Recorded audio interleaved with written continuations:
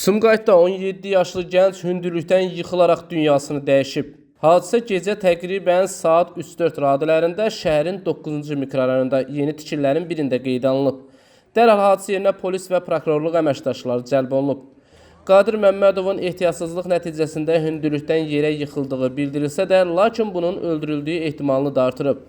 Belə ki, Qadir Məmmədov Corat qəsəbəsində yaşayır. Onun həmin ünvanda olması və binadan düşməsi qətl olması şübhəsini özünə çəkib.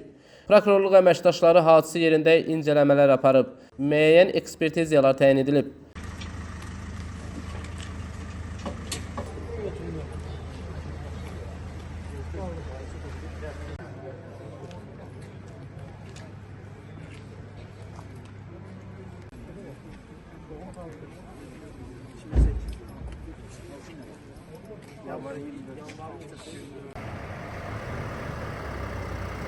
Mərhumun meyidi aidiyyəti üzrə təhvil verilib. Faktla bağlı araşdırma aparılır. Nizam Rəsulov xüsusi olaraq Dinaz TV üçün.